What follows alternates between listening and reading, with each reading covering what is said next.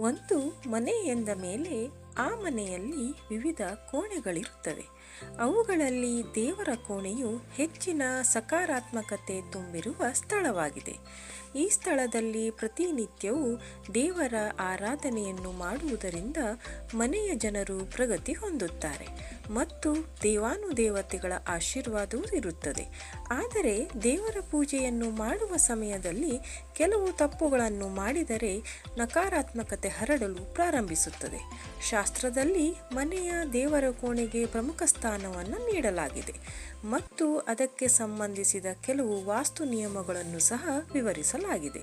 ಶಾಸ್ತ್ರಗಳ ಪ್ರಕಾರ ಮನೆಯ ದೇವರ ಕೋಣೆಯ ಬಳಿ ಹಾಗೂ ದೇವರ ಕೋಣೆಯಲ್ಲಿ ಕೆಲವು ವಸ್ತುಗಳನ್ನು ಇಡಬಾರದು.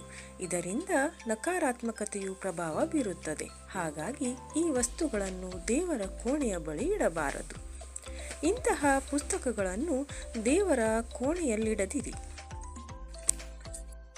ಹಳೆಯದಾದ ಮತ್ತು ಹರಿದ ಧಾರ್ಮಿಕ ಪುಸ್ತಕಗಳನ್ನು ಅಪ್ಪಿತಪ್ಪಿಯೂ ಮನೆಯ ದೇವರ ಕೋಣೆಯಲ್ಲಾಗಿರಬಹುದು ಅಥವಾ ದೇವರ ಕೋಣೆಯ ಬಳಿಯಾಗಿರಬಹುದು ಇಡಬಾರದು.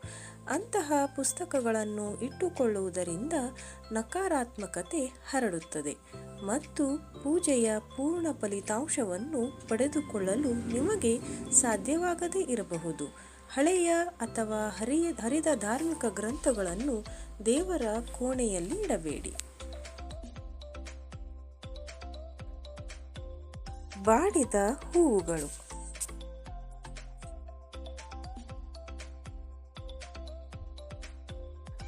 ಮನೆಯ ದೇವರ ಕೋಣೆಯಲ್ಲಿ ಇಟ್ಟಿರುವ ಬಾಡಿದ ಹೂವುಗಳು ನಕಾರಾತ್ಮಕತೆಗೆ ಪ್ರಮುಖ ಕಾರಣವಾಗುತ್ತದೆ.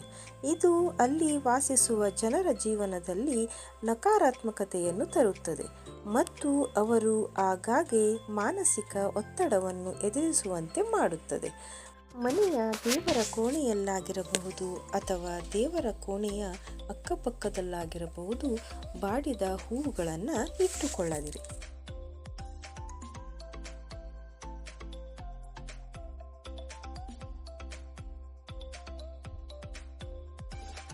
ಹಾಗೆಯೇ ಕೆಟ್ಟ ವಿಗ್ರಹ. ಶಾಸ್ತ್ರದ ಪ್ರಕಾರ ಕೆಟ್ಟ ಚಿತ್ರಗಳು ಅಥವಾ ದೇವರು ಮತ್ತು ದೇವತೆಗಳ ಮುರಿದ ವಿಗ್ರಹಗಳನ್ನು ಮನೆಯಿಂದ ತಕ್ಷಣವೇ ತೆಗೆದುಹಾಕಬೇಕು. ಇಂತಹ ವಿಗ್ರಹಗಳು ದೇವರ ಕೋಣೆಯಲ್ಲಿ ಮಾತ್ರವಲ್ಲ, ಮನೆಯ ಯಾವುದೇ ಮೂಲೆಯಲ್ಲೂ ಇಡಬಾರದು. ಇಂತಹ ವಿಗ್ರಹಗಳನ್ನು ಮನೆಯಲ್ಲಿ ಇಟ್ಟುಕೊಳ್ಳುವುದರಿಂದ ನೀವು ದೇವರುಗಳ ಮತ್ತು ದೇವತೆಗಳ ಅಸಮಾಧಾನವನ್ನು ಎದುರಿಸಬೇಕಾಗಬಹುದು. ಹೆಚ್ಚು ಸಂಖ್ಯೆಯಲ್ಲಿ ಶಂಖ.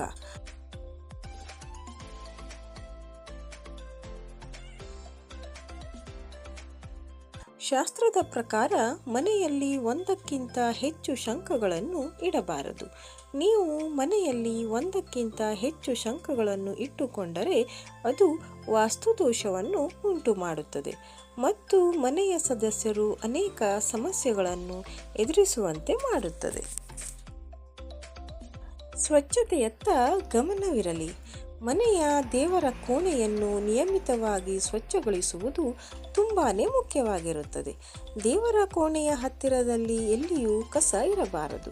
ಯಾಕೆಂದರೆ ಎಲ್ಲಿ ಸ್ವಚ್ಛತೆ ಇರುತ್ತದೆಯೋ ಅಥವಾ ಯಾವ ಸ್ಥಳ ಸ್ವಚ್ಛವಾಗಿರುತ್ತದೆಯೋ ಅಂತಹ ಸ್ಥಳದಲ್ಲಿ ಲಕ್ಷ್ಮೀದೇವಿ ನೆಲೆಸುತ್ತಾಳೆ ಎಂದು ಶಾಸ್ತ್ರಗಳಲ್ಲಿ ಹೇಳಲಾಗಿದೆ. ಧನ್ಯವಾದಗಳು. ಈ ಮಾಹಿತಿ ಇಷ್ಟ ಆಗಿದ್ದರೆ ಈ ವಿಡಿಯೋವನ್ನು ಲೈಕ್ ಮಾಡಿ, ಶೇರ್ ಮಾಡಿ, ಕಮೆಂಟ್ ಮಾಡಿ, ಹಾಗೆಯೇ ಈ ಚಾನಲನ್ನು ಕೂಡ ಸಬ್ಸ್ಕ್ರೈಬ್ ಮಾಡಿ.